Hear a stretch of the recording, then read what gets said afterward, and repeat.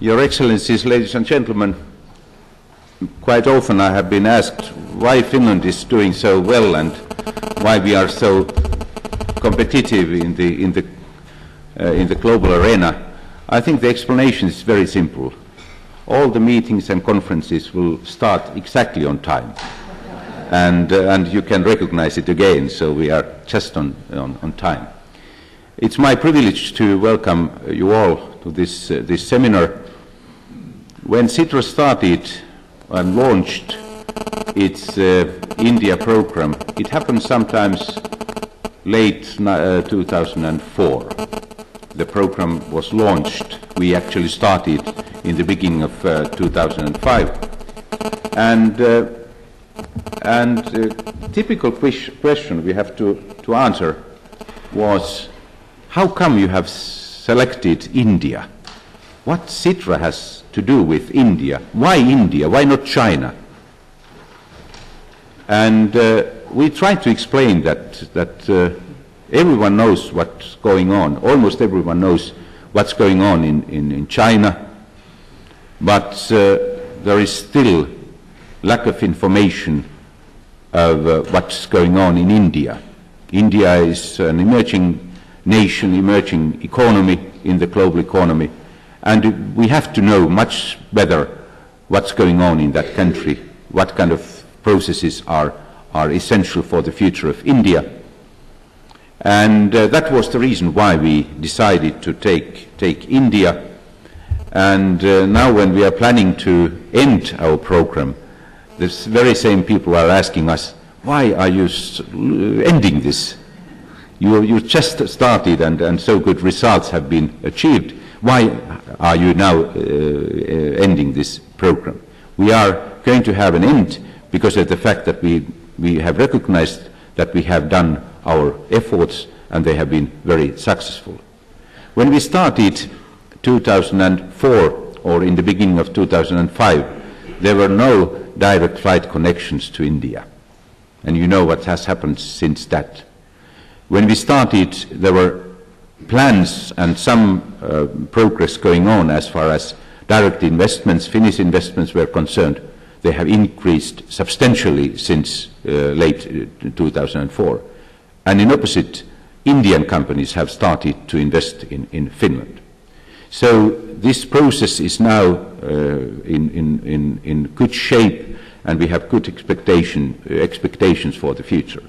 I think this audience is a proof how great the interest in India is in today's Finland.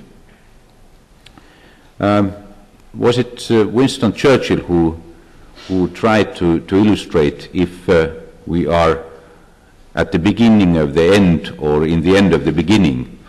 I think we have very good answer in what phase we are. We are at the beginning of the end, at the end of the beginning. We are at the beginning of the beginning a very important role as far as Finnish-Indian relations are concerned, and this beginning is going to have an end.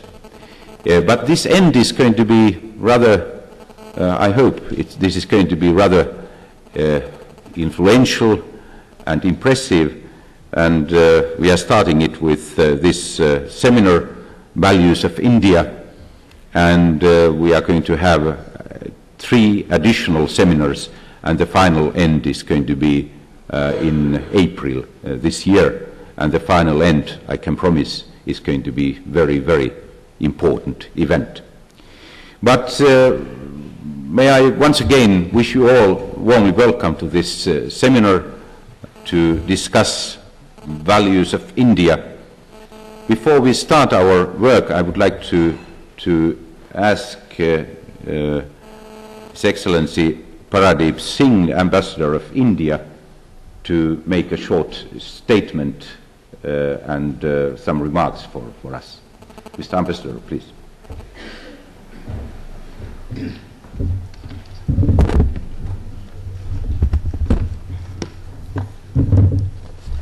Mr. Esko, President of Sitra, distinguished guests, It is indeed a special privilege for me to be here today and to attend this very important seminar organized by Sitra, The Essence of India, Values of India. It is a particular pleasure for me to welcome our distinguished guests from India. They have taken time off from their busy schedules to participate in this important event and to share with us the wealth of their exhaustive knowledge and wisdom.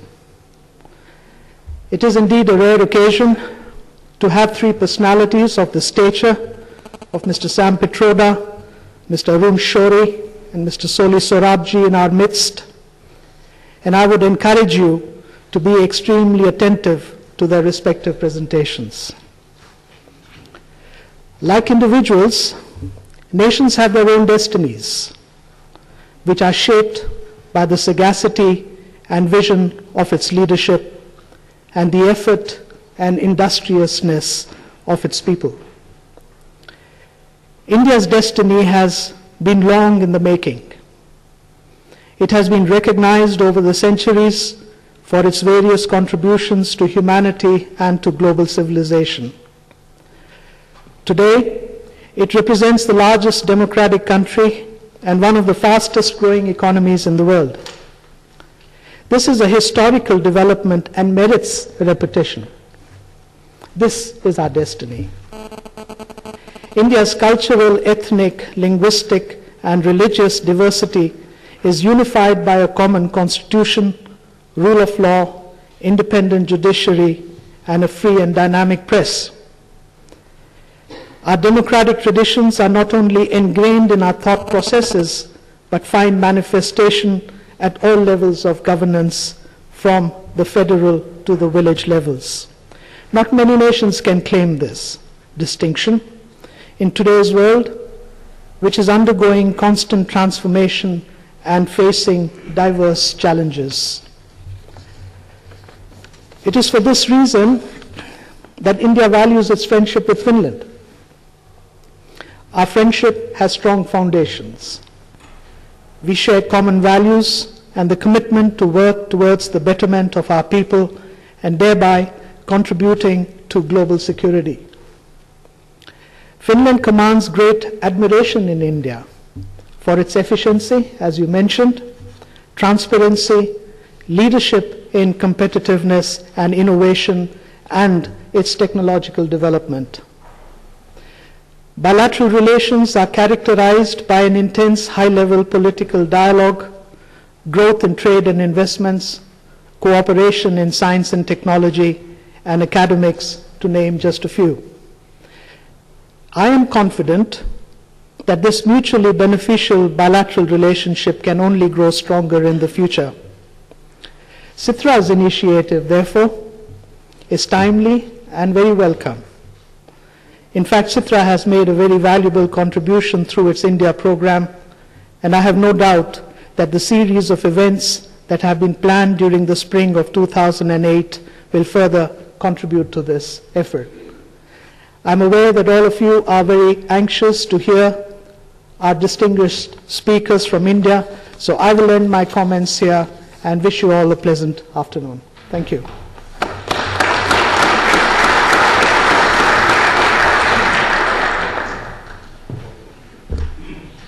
Thank you, Your Excellency. And now we are ready to move on and to start with the first theme of our seminar, Law and Lawmakers as a part of India's growth story. And the first speaker is Mr. Soli Sorabjee. He is born in Bombay or Mumbai. He was born in Bombay, that's right. I don't know if you are still living in Mumbai, but he was born in Bombay, and he was appointed Attorney General of India on 7th April 1998, a post he held until 2004. He is a special rapporteur to the United Nations Human Rights Commission since 1997, and he served as a member of the Permanent Court of Arbitration at the Hague from 2000 to 2006. We are extremely happy and privileged to listen to your introduction and listen to you in this seminar. Mr. Sorabjee, please.